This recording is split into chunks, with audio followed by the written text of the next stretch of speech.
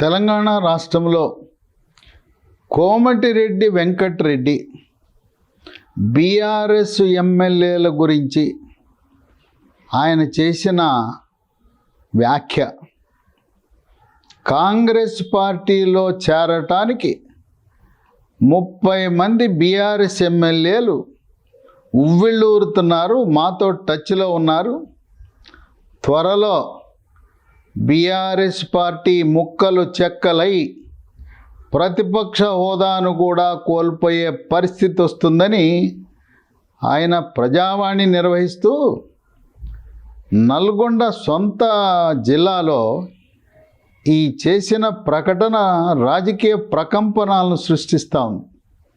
ఇదిలా ఉంటే రేణుకా చౌదరి మాజీ కేంద్ర మంత్రి, ఆమె కూడా మాతో 16 మంది బీఆర్ఎస్ ఎమ్మెల్యేలు టచ్లో ఉన్నారని ఆమె చేసిన వ్యాఖ్య.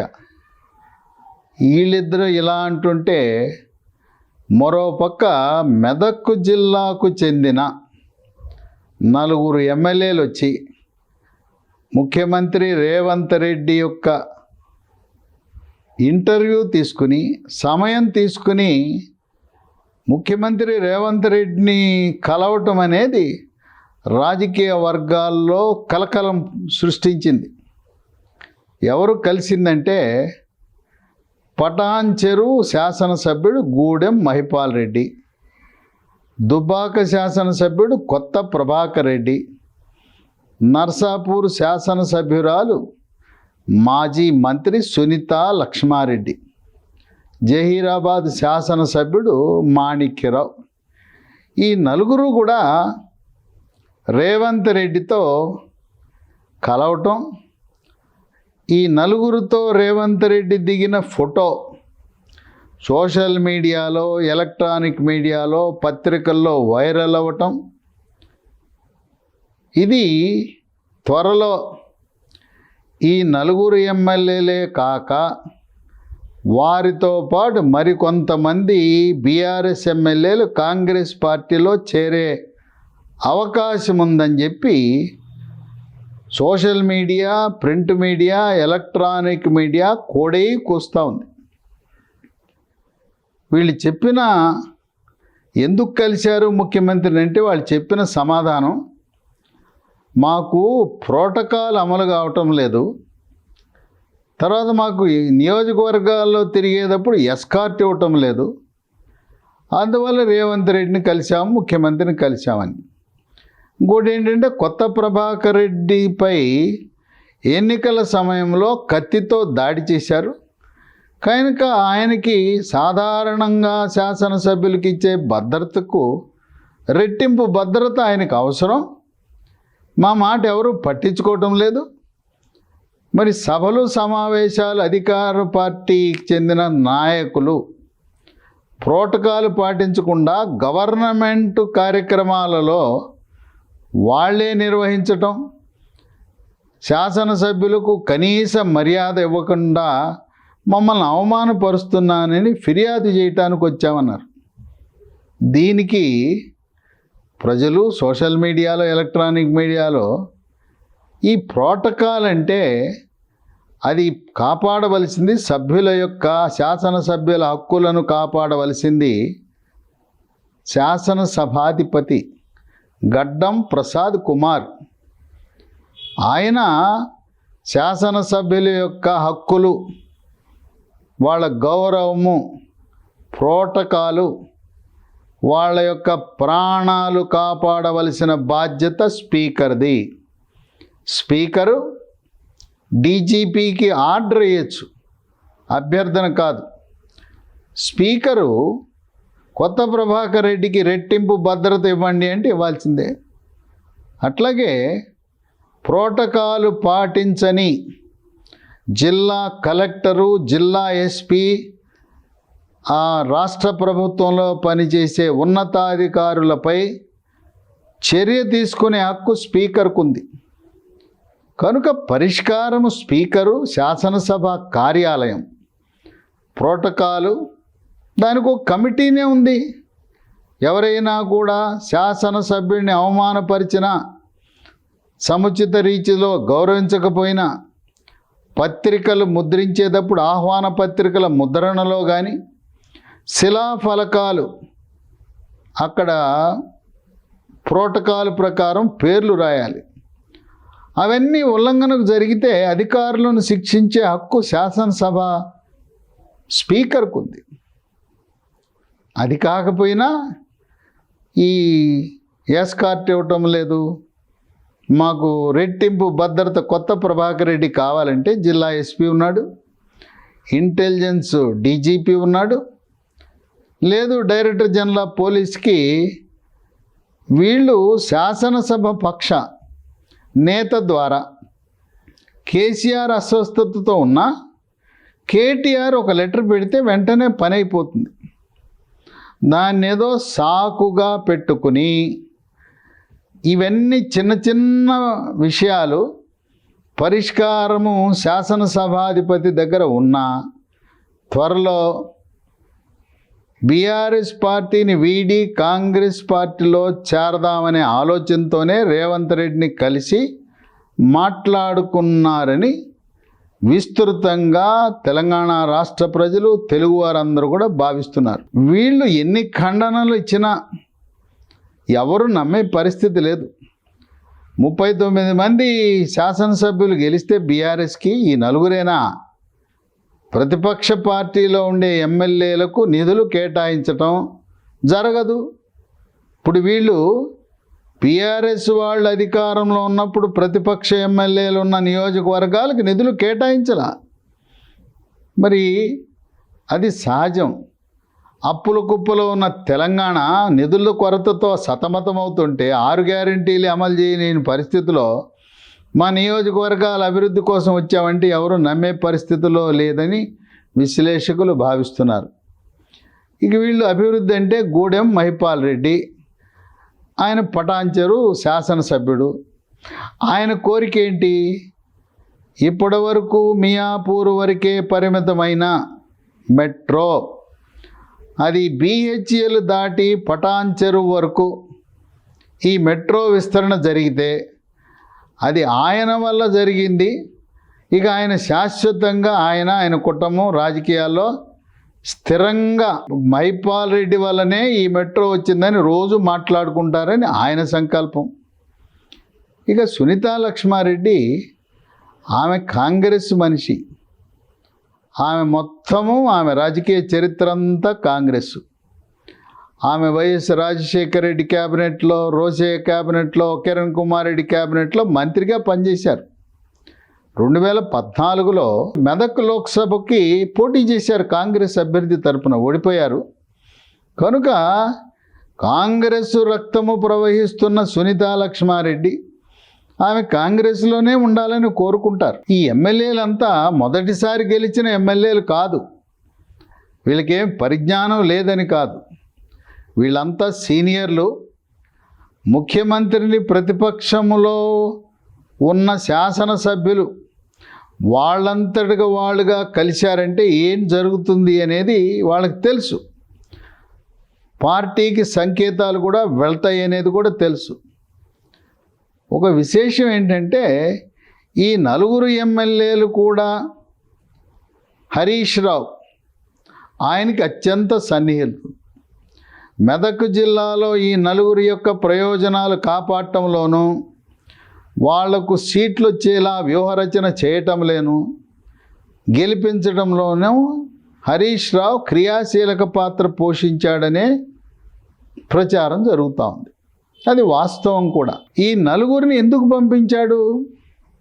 త్వరలో హరీష్ రావు కూడా మరికొంతమంది ఎమ్మెల్యేలతో కలిసి, ఇప్పుడు 39 మంది ఉన్నారు, 13 మంది ఎమ్మెల్యేలు వేరుకుంపడి పెట్టుకుని మేము బీఆర్ఎస్ పార్టీని వీడుతున్నామంటే ఈ పార్టీ ఫిరాయింపు చట్ట పరిధిలో కూడా రారు. కనుక ఈ 4తో ప్రారంభమై మరికొంతమంది కూడా ఉన్నారు. ఈ టీంకి హరీష్ రావు నాయకత్వం వహిస్తాడనే ఊహాగానాలు కూడా ఉన్నాయి. దానికి ఒక కారణం కూడా ఉంది. ఇప్పుడు హరీష్ రావు కాళేశ్వరం ప్రాజెక్టు ప్రారంభం నుంచి ఆయన జలవనరుల శాఖ మంత్రిగా ఉన్నాడు. ఆయన్ని నామకే వాస్తే జలవనరుల శాఖ మంత్రిగా పెట్టి మొత్తం కేసీఆర్ ఆయన పలుమార్లు చెప్పాడు, ఈ కాళేశ్వరం ప్రాజెక్టు డిజైన్ చేసింది ఇంజనీర్లు కాదు, నేనే డిజైన్ చేశాను, ఈ మోటార్లు ఎక్కడ పెట్టాలి, బ్యారేజీలు ఎక్కడ కట్టాలి అన్నీ నేనే చెప్పాను, ఇంజనీర్లు పనికిమాలిన వాళ్ళు వాళ్ళకి ఏమి తెలవదనే విషయాన్ని కూడా చెప్పడం జరిగింది. బంగారము లాంటి అతి తక్కువ ఖర్చుతో 30,000 కోట్లతో పూర్తయ్యే ప్రాణహిత చేవెళ్ల ప్రాజెక్ట్ని ఉద్దేశపూర్వకంగా మొదట్లో కాళేశ్వరం ప్రాజెక్టు యొక్క అంచనా పూర్తి వ్యయం 30,000 కోట్లే.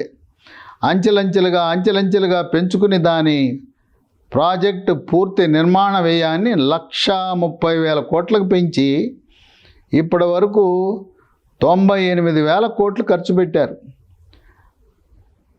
ఎప్పుడైతే కాంగ్రెస్ పార్టీ ప్రతిపాదించిన ప్రాణహిత చేవెళ్ల ప్రాజెక్టు యథాతథంగా కొనసాగించున్నట్లయితే అది 30,000 కోట్లతో పూర్తయ్యేది. సాగు కూడా ఎక్కువ విస్తీర్ణానికి ఉపయోగపడేది. ఈ రోజున ఈ కాళేశ్వరం ప్రాజెక్టు నీళ్లు తోడటానికి ఎకరానికి 27,000 రూపాయలు ఖర్చు అవుతూ ఉంది. 27,000 రూపాయలు కరెంటు ఖర్చులతో 1,30,000 కోట్లు అప్పులు చేసి ఈ ప్రాజెక్టు నిర్మాణం చేసే ప్రక్రియలో కేసీఆర్ భారీ అవినీతికి పాల్పడ్డాడనే ఆరోపణలు ఉన్నాయి.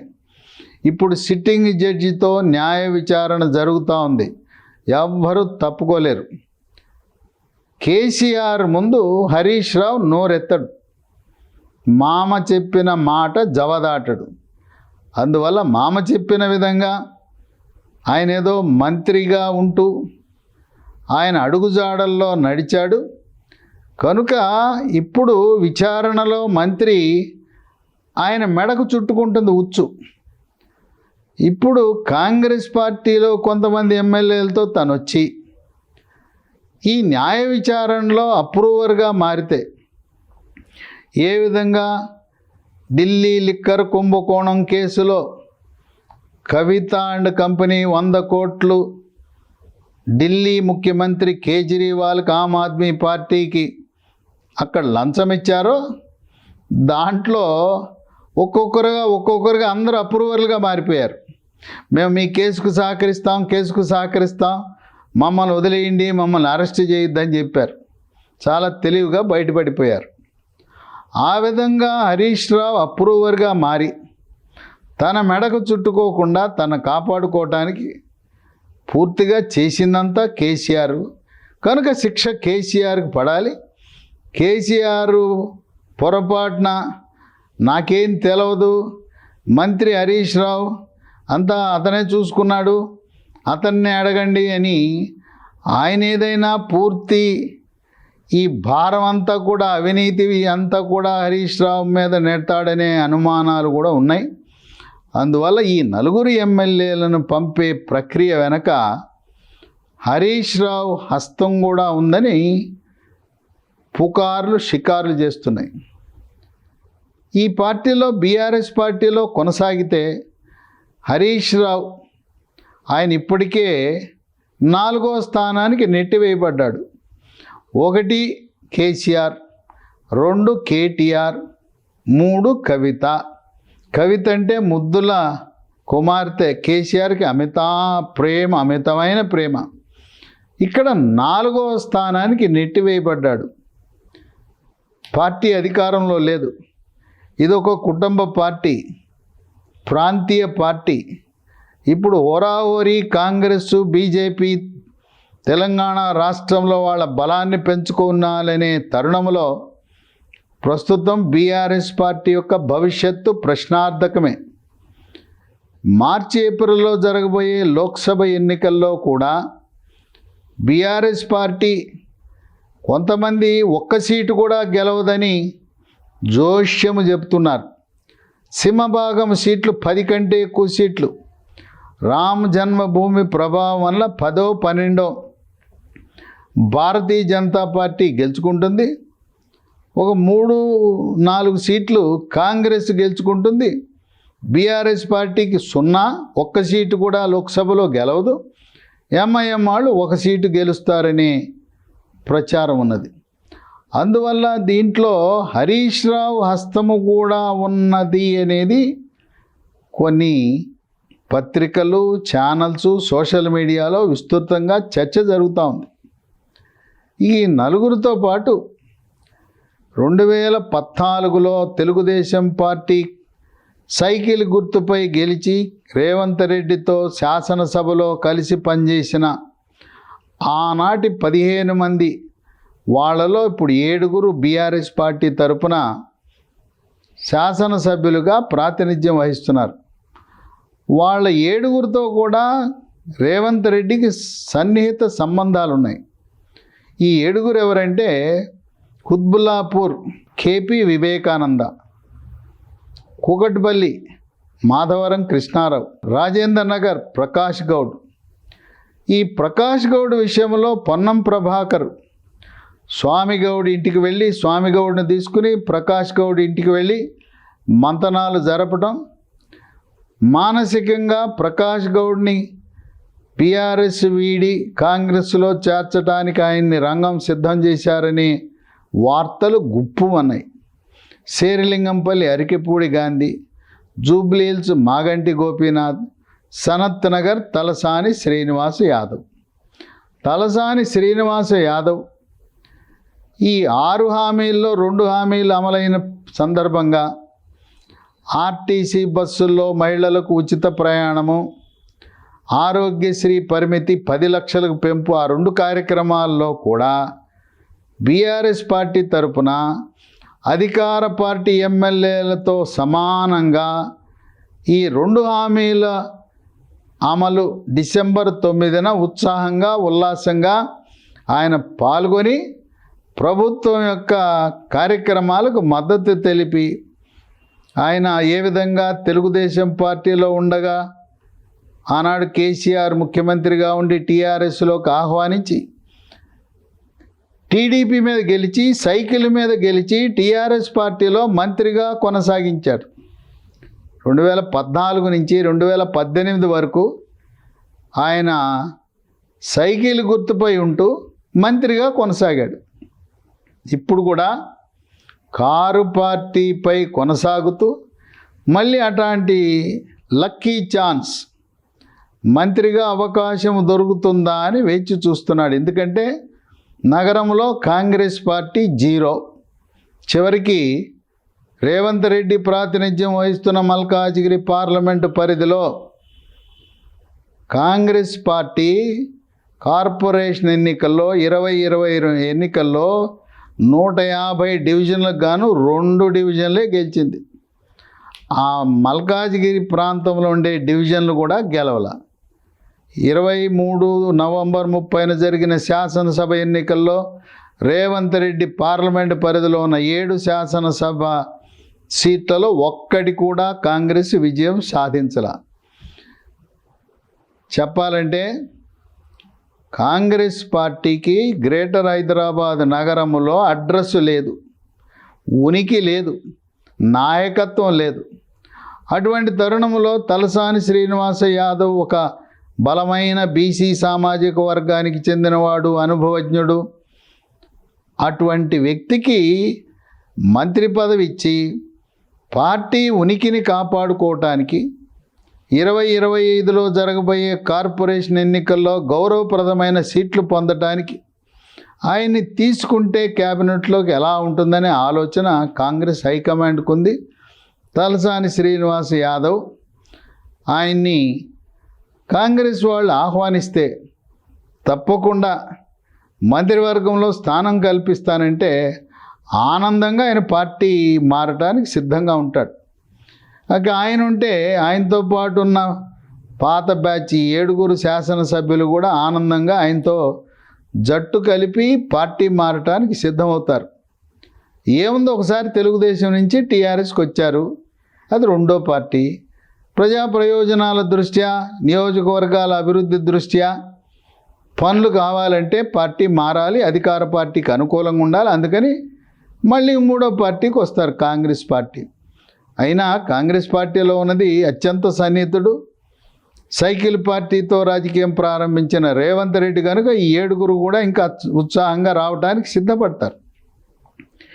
ఏడో అభ్యర్థి ఆమె దివంగత నేత కంటోన్మెంట్ సాయన్న కుమార్తె లాస్య నందిత. ఆమె కార్పొరేటర్గా పోటీ చేసి ఓడిపోయింది. అటువంటి ఆమెను తలసాని శ్రీనివాస్ యాదవ్ ప్రతిష్టాత్మకంగా తీసుకుని కంటోన్మెంట్లో గెలిపించాడు.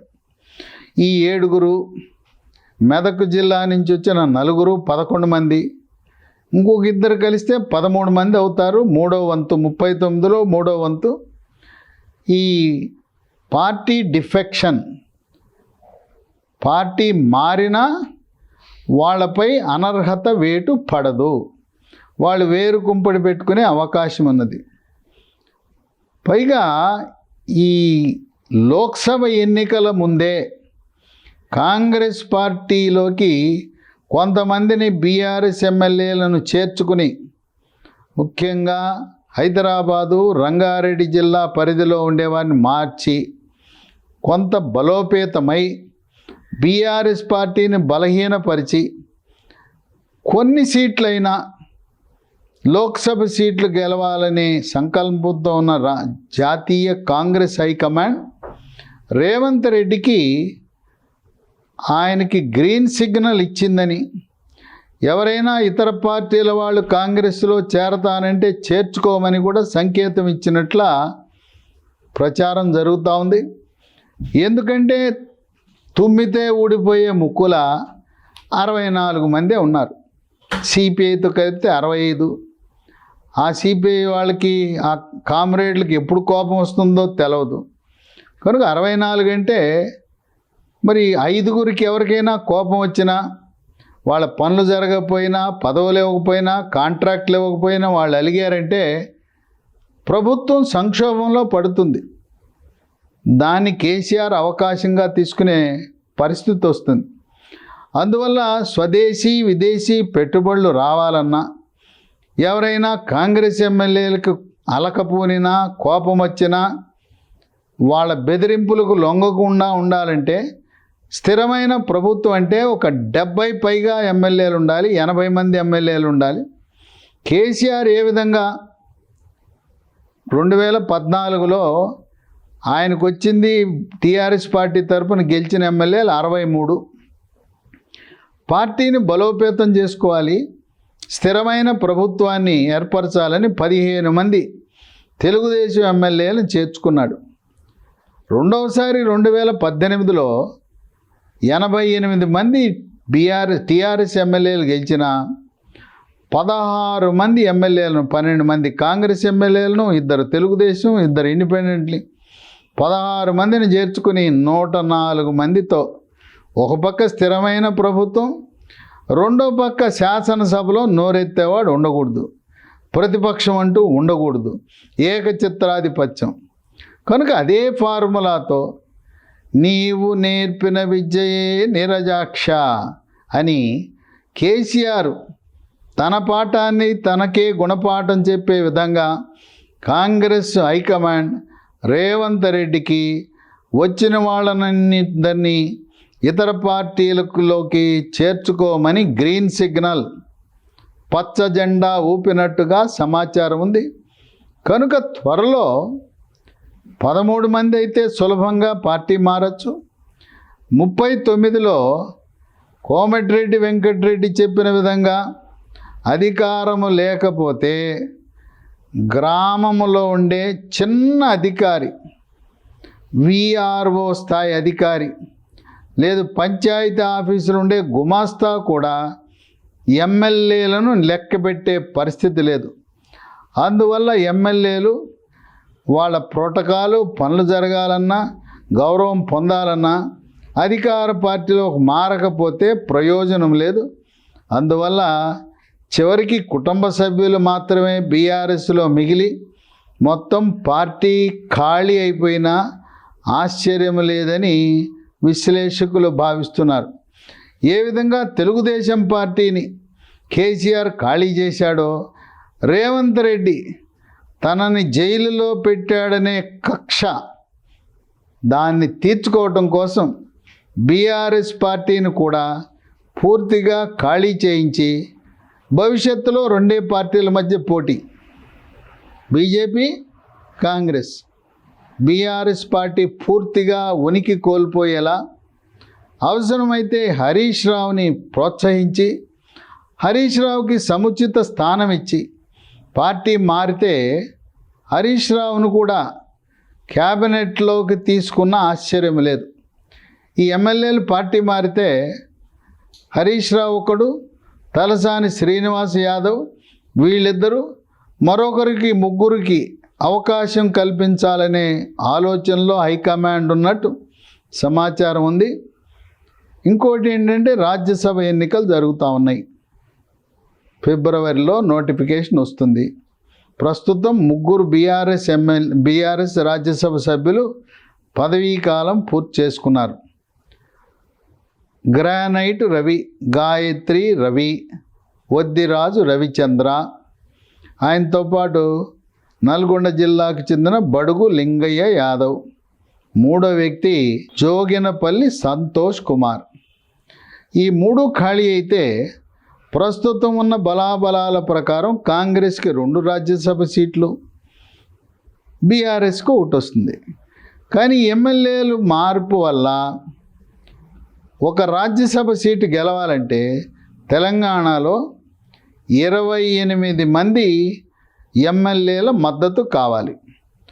ఆ విధంగా 28 మంది ఎమ్మెల్యేలు లేకుండా చేస్తే 39లో 13 గనక వేరు చేసి వేరు కుంపడి పెట్టిస్తే 26కే పరిమితం అవుతారు. కనుక ఆ రావలసిన ఒక రాజ్యసభ సీటును కూడా కోల్పోయే అవకాశం ఉంది. భారతీయ జనతా పార్టీ వాళ్ళు ఏ పార్టీకి వాళ్ళు అభ్యర్థిని నిలబెట్టరు, వాళ్ళు ఏ పార్టీకి ఓటేయరు, ఓటింగ్ని బహిష్కరిస్తారు. ఇంకొక ఆసక్తికరమైన పరిణామం, ఇప్పటి వరకు MIM party, car party, BRS చట్టా పట్టాలు వేసుకొని తిరుగుతూ ఉన్నాయి. ఒక రహస్య ఒప్పందం కాంగ్రెస్కి ఎంఐఎంకి కుదిరిందని వార్తలు వస్తున్నాయి. అందుకే ప్రోటెం స్పీకర్గా జూనియర్గా ఉన్న అక్బరుద్దీన్ ఓవైసీని ప్రోటెం స్పీకర్గా పెట్టారు. ఆయనకంటే సీనియర్లు ఉన్నారు. మరి పోచారం శ్రీనివాసరెడ్డి ఆయనకంటే సీనియర్, లోక్సభ స్పీకర్గా పనిచేశాడు.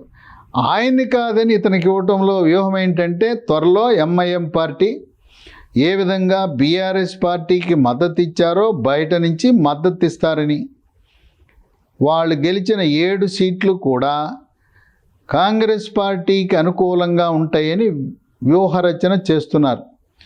ఎందుకంటే మొట్టమొదటిసారిగా 2023 ఎన్నికల్లో భారతీయ జనతా పార్టీ ఈ ఎంఐఎం గెలిచిన 7 స్థానాల్లో కూడా 3 చెరువులు నీళ్లు తాగిచ్చింది. ఒకానొక దశలో 3 నియోజకవర్గాల్లో బీజేపీ ముందంజలో ఉంది. ఇప్పుడు గెలిచిన 2023 ఎన్నికల్లో చావు తప్పి కనులట్టపోయిన చందాన స్వల్ప మెజారిటీతో ఈ 7 శాసనసభ ఎన్నికల్లో ఎంఐఎం కొంచెం మెజార్టీతో గెలిచారు. ఇది ఇలా ఉంటే రామ్ జన్మభూమి దెబ్బకు రాబోయే కాలంలో 7 కూడా హిందుత్వ నినాదంతో బీజేపీ పాగా వేసిన ఆశ్చర్యం లేదని విశ్లేషకులు భావిస్తున్నారు. దాని ప్రభావం లోక్సభపై కూడా ఉంటుంది. 2029 నియోజకవర్గాల పునర్విభజన సందర్భంగా హైదరాబాదు పార్లమెంట్లో మరో 2 నియోజకవర్గాలు కలవబోతున్నాయి. భవిష్యత్తులో ప్రధానమంత్రి మోదీ 3వసారి, ఆయన తర్వాత యోగి ప్రధానమంత్రిగా ఉన్న తరుణంలో ఎంఐఎం పార్టీ ఉనికిని కోల్పోతామనే భయంతో ముందస్తుగానే ఎలాగో కారు పని అయిపోయింది, కారు టైర్ పంక్చర్ అయింది, కారు ఇంజిన్ చెడిపోయింది, కారు షెడ్కి వెళ్ళింది. ఆ షెడ్కి వెళ్ళిన కారు మళ్ళీ బయటికి ఎప్పుడు వస్తుందో తెలియదు కనుక ఇప్పుడు అస్తంగూటికి చేరదామనే ఆలోచనతో దావోస్కి వెళ్తే రేవంత్ రెడ్డి దావోసులో ప్రపంచ ఆర్థిక సదస్సుకు వెళ్ళిన సమయంలో కూడా అక్కడ రహస్యంగా అక్బరుద్దీన్ ఓవైసీ రేవంత్ రెడ్డి చర్చలు జరిపి త్వరలో అధికారికంగానే ఎంఐఎం పార్టీ కాంగ్రెస్కు మద్దతిచ్చే పరిస్థితి ఉన్నది. ఎంఐఎం సహకారంతో బీజేపీ బహిష్కరణతో 3 రాజ్యసభ సీట్లను కైవసం చేసుకోవాలనే దృఢ సంకల్పంతో కాంగ్రెస్ పార్టీ అడుగులు వేస్తూ ఉంది. ఏదేమైనా ఆ టీఆర్ఎస్ తెలంగాణ అనే పదం పార్టీలోంచి తొలగించడం వల్లనే ఈ చేటు జరిగింది అని సీనియర్ నాయకుడు కడియం శ్రీహరి కూడా బహిరంగ విమర్శన చేసిన తరుణంలో కడియం శ్రీహరి లాంటి సీనియర్ నాయకులు కూడా ప్రజలకు సేవ చేద్దాం, నియోజకవర్గ అభివృద్ధి చేద్దామనే సంకల్పంతో అలాంటి సీనియర్ నాయకులు కూడా మరి ఆయన తెలుగుదేశం నుంచి టీఆర్ఎస్కి వచ్చాడు కనుక ఈ టీఆర్ఎస్లో ఉన్న తెలుగుదేశం బృందంతో పాటు కడియం శ్రీహరి లాంటి సీనియర్ నాయకులు కూడా కాంగ్రెస్ పార్టీలో వాళ్ళకు అనుబంధంగా చేరినా ఆశ్చర్యం లేదని విశ్లేషకులు భావిస్తున్నారు. ఏదేమైనా సరైన వ్యూహము లోపిస్తే టీఆర్ఎస్ పార్టీకి రావలసిన ఆ ఒక్క రాజ్యసభ సీటు కూడా రాదు. కాంగ్రెస్ వ్యూహాత్మకంగా ప్రవర్తించి ఇది రహస్య బ్యాలెట్ కనుక ఎవరు ఎక్కడ ఎవరికి వేస్తున్నారని తెలవదు. ఇది చేతులెత్తడం కాదు కనుక రహస్యంగా కొంతమంది కారు పార్టీ ఎమ్మెల్యేలతో 3వ అభ్యర్థికి గెలవాలంటే 28 మంది ఎమ్మెల్యేల మద్దతు ఉంటే సరిపోతుంది. ఆ విధంగా మొదటి దెబ్బ రాజ్యసభ సీటుని కైవసం చేసుకుందామని ఇప్పటికే కాంగ్రెస్ పార్టీ 2 ఎమ్మెల్సీలను కైవసం చేసుకుంది. అదే ఊపుతో 3 రాజ్యసభ సీట్లు కైవసం చేసుకుని కారు పార్టీకి బీఆర్ఎస్ పార్టీకి కోలుకోలేని దెబ్బ కొడదామని కేసీఆర్ బాటలోనే ఆయన ఏ విధంగా కాంగ్రెస్ పార్టీ ఎమ్మెల్యేలను గోడ దూకించాడో అదేవిధంగా బీఆర్ఎస్ పార్టీ ఎమ్మెల్యేలను గోడ దూకించి కాంగ్రెస్ పార్టీలో చేర్చుకోవటానికి జాతీయ కాంగ్రెస్ హైకమాండ్ అనుమతిచ్చింది అని వార్తలు గుప్పుమంటున్న తరుణంలో ఈ 4 మెదక్ ఎమ్మెల్యేలు ముఖ్యమంత్రిని కలవటం అనేది రాజకీయ వర్గాల్లో తెలంగాణ రాష్ట్రంలోనే కాదు ప్రపంచవ్యాప్తంగా ఉండే తెలుగు వారందరూ కూడా ఇక బీఆర్ఎస్ పార్టీ మనుగడ సాగించడం కష్టతరమని భావిస్తున్నారు.